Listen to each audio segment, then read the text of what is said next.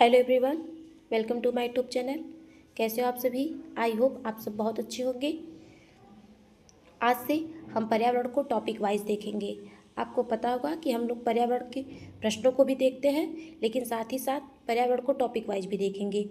तो आज का पहला टॉपिक है पर्यावरण क्या है एवं पर्यावरण के घटक कौन कौन से हैं। ठीक है, तो शुरू करते हैं। पर्यावरण पर्यावरण क्या है? पहले पर्यावरण क्या है? आप जहाँ बैठे हैं अपने चारों तरफ देख लीजिए। आपके चारों तरफ जो कुछ भी है ये आपका पर्यावरण है। पर्यावरण का अर्थ ही होता है घिरा हुआ, यानी आप जिन जिन चीज़ों से घिरे हैं ये आपका पर्यावरण है। अब आपके आसपास के जो अजैविक घटक हैं वो भी और जो जैविक घटक है वो भी, वो सब मिला के आपका पर्यावरण बनाते हैं। जैसे आपके आपके यहाँ कुछ जीव जंतु होंगे, कुछ पशु पक्षी होंगे, कुछ पेड़ पौधे होंगे, आपके यहाँ का तापमान होगा, आपके यहाँ वर्षा होती होगी, आपके यहाँ की मिट्टी, ये सब आपका पर्यावरण है। ठीक है, पर्यावरण दो शब्दों से मिलकर बना है, परिधन आवरण। परि मतलब चारों तरफ, आवरण मतलब घिराव, यानी आप जिनसे घिरे हैं ये आपका पर्यावरण है।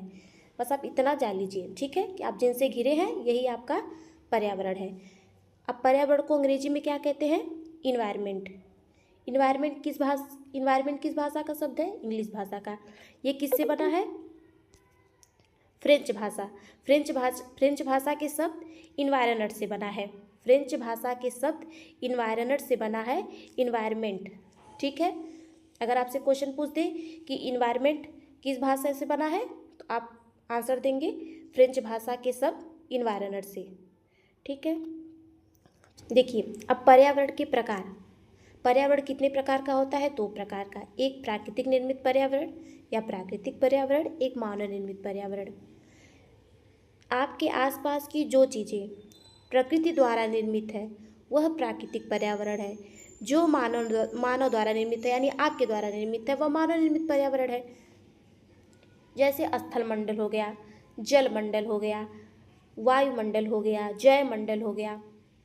आपको पता होगा कि पृथ्वी पर 71% क्या है? जल है, और 29% क्या है? स्थल है। तो ये जो जल मंडल है 29%, इसको तो प्रकृति ने बनाया है। मानव ने तो महासागरों में जाके पानी भरा नहीं है, ये तो प्रकृति निर्मित है। तो स्थल मंडल क्या हो गया? प्राकृतिक निर्मित पर्यावरण।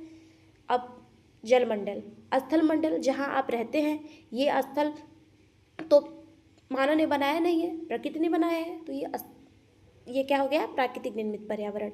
वायुमंडल, ये जो हमारे चारों तरफ वायु का घेरा है जिसमें बहुत सारी गैसें हैं, ऑक्सीजन है, नाइट्रोजन है, कार्बन डाइऑक्साइड है, तो ये किसने बनाया है? प्रकृति ने बनाया है, मानव ने तो बनाया नहीं है। तो ये प्राकृतिक निर्मित पर्यावरण है। अब स्थल मंडल, जल मंडल, वायुमंडल, ये तीनों जहाँ मिलते हैं ये जैव मंडल है, जहाँ जीवन है। जहाँ ये तीनों चीज़ें पाई जाएंगी वही ना मानव रहेगा। तो जहाँ ये तीनों चीज़ें पाई जाती हैं वह जैव मंडल है। तो जैव मंडल भी, जब ये तीनों चीज़ों से मिलकर जैव मंडल बना है, तो जैव मंडल किसने बनाया है? प्रकृति ने। तो ये प्रकृति निर्मित पर्यावरण है। अब मानव निर्मित पर्यावरण की बात, जो जो चीज़ें प्रकृति ने बनाई है वह प्रकृति निर्मित पर्यावरण है, और जो चीज़ें मानव ने बनाई है वह मानव निर्मित पर्यावरण है। देखिए अब मानव निर्मित पर्यावरण सॉरी, जैसे फसल उत्पादन। मान लीजिए आप कहेंगे आपकी फसल उत्पादन, फसल तो प्रकृति निर्मित करती है, ये मानव निर्मित कैसे हो गया? जैसे आपके यहाँ खेत है, मान लीजिए आप अपने खेत में पानी ना दें, बीज ना डालें, जुताई ना करें, तो क्या फसल अपने आप हो जाएगी? नहीं, उसके लिए आपको प्रयास करना पड़ेगा। तो फसल कैसा पर्यावरण है? मानव निर्मित पर्यावरण है। ठीक है, परिवहन, जो सड़क पे गाड़ियाँ चल रही हैं उसको तो प्रकृति ने बना के दिया नहीं है, मानव ने ही बनाया है। तो क्या है? मानव निर्मित पर्यावरण है। एक्वेरियम, वह मानव निर्मित पर्यावरण है। उद्योग, जो आपके आसपास जो सब चीज़ें हैं, या जिससे मोबाइल जिससे आप पढ़ रहे हैं, जो किताब जिससे आप पढ़ रहे हैं, ये उद्योगों में बनी है। तो उद्योग किसने बनाया है? मानव ने बनाया है। तो जो उद्योग है वो क्या है? मानव निर्मित पर्यावरण है।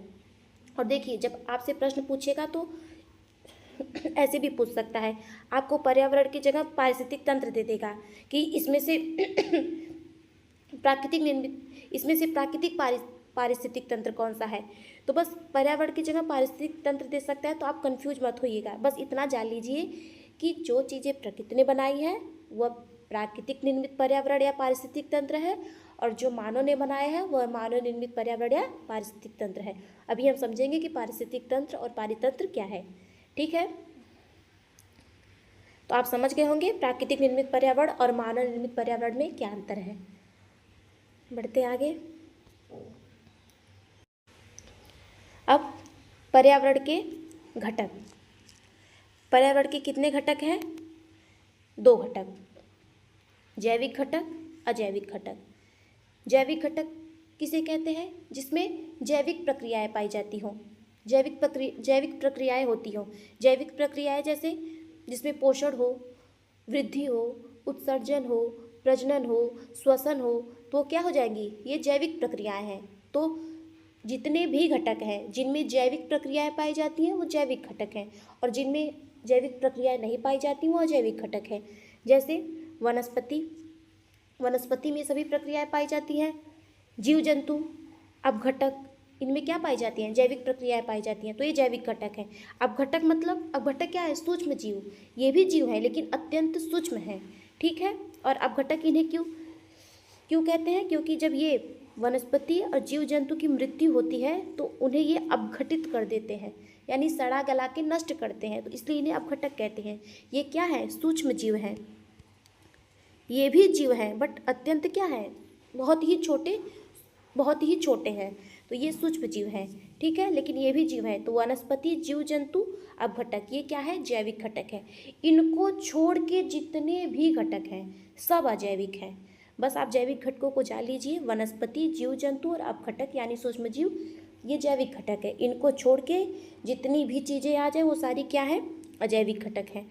जैसे आपके यहाँ की मिट्टी, आपके यहाँ का तापमान, जल, वायु, वर्षा, ये सब क्या है? अजैविक घटक है। ठीक है, तो आप समझ गए होंगे कि जैविक घटक वनस्पति, जीव जंतु, अपघटक, इसको छोड़ के जितनी भी चीज़ें हैं वो सब अजैविक घटक हैं।